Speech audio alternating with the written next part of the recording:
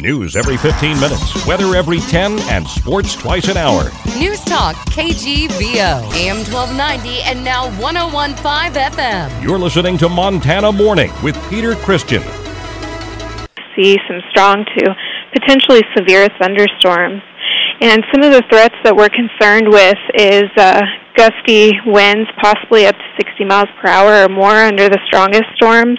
Potentially some hail, possibly up to 1 inch in diameter, and brief heavy rain will also be threats with the thunderstorms. When you say gusty winds, are they going to be anything like what we had on Monday?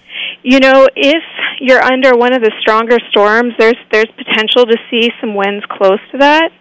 But the thing that makes thunderstorms very tricky is they're hit and miss. So if one's actually going to hit any one particular area is hard for us to say at this point.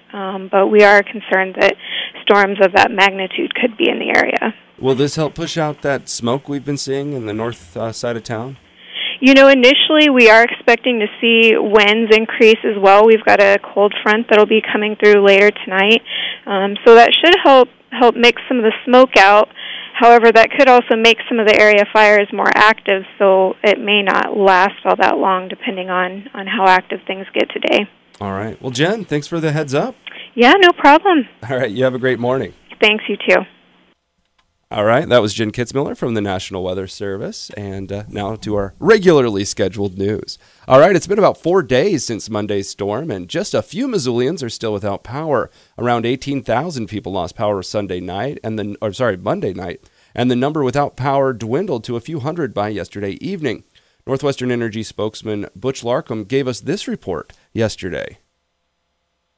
We're down to about between 200 and 500 customers that I think are out of power in the broader Missoula area. We still have a bigger number of customers out up in the Linda Vista, South Hills area. We're hoping to have the people in the broader area, all of them back in by tonight. At Linda Vista, we're rebuilding the transmission line, and we're making good progress. And we told people initially we thought we'd have it done by late tonight. We're still thinking that's going to be the case.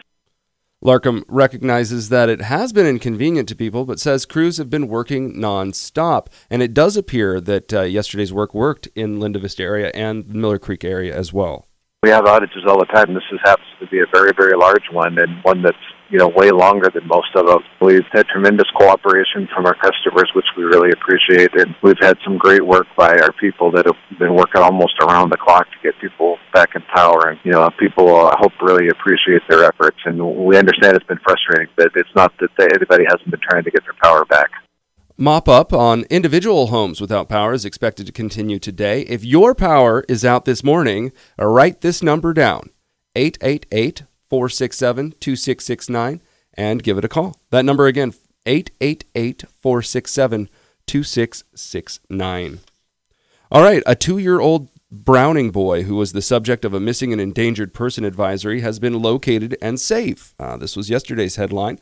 The state issued an advisory for Ryder Whitford early Thursday. Blackfeet Tribal Police say he was abducted Wednesday evening by his non-custodial mother and 2 other women, all of who were believed to be under the influence of drugs.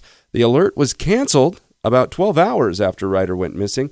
Officials did not say where he was located. Earlier this summer, Missoula reached extreme fire danger levels, and with all the storms this week, Emergency Management Director Adrian Beck says that we might reach it again soon. Certainly the fire danger in Missoula is at very high, and we continue to be under Stage 1 fire restrictions. We did have several storms that have moved through the area over this week, but they really have not produced a whole lot of beneficial rain or some wetting rains. And so the fuels continue to dry out, and of course the winds do not help that either. And so it is likely that our fire danger will continue to climb and potentially even reach extreme over the weekend.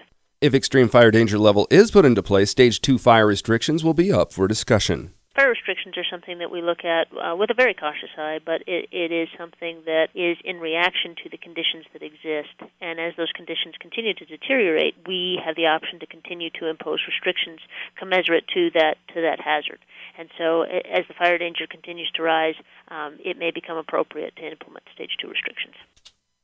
For more information on the fire restrictions and what they entail, go to newstalkkgvo.com. U.S. Senator John Tester says he will support the nuclear agreement negotiated with Iran. The Montana Democrat said Thursday the deal holds Iran accountable through intrusive inspections and aggressive monitoring.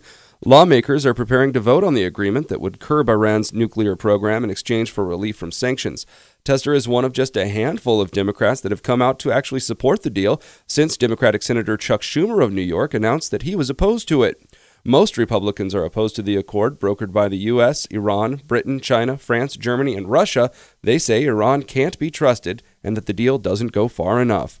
Tester says he's read the agreement, consulted with experts, and listened to constituents before making his decision.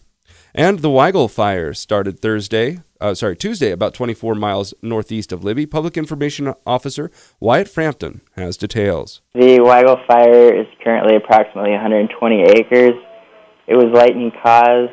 We have ordered a Type 2 incident management team to assume command of the fire, and the transition period will happen over the course of this afternoon and tomorrow. As of yesterday afternoon, there were no structures threatened or injuries on that fire. Yellowstone National Park officials say they have euthanized a grizzly bear after DNA tests confirmed that it attacked and killed a hiker last week. Park officials say the adult female bear was killed Thursday because it had eaten part of the Montana man's body and hid the rest. They say that is not the behavior of a female bear defending its young. An autopsy confirmed 63-year-old Lance Crosby of Billings died of a bear attack. His body was found by park rangers Friday, about a half-mile from the nearest trail.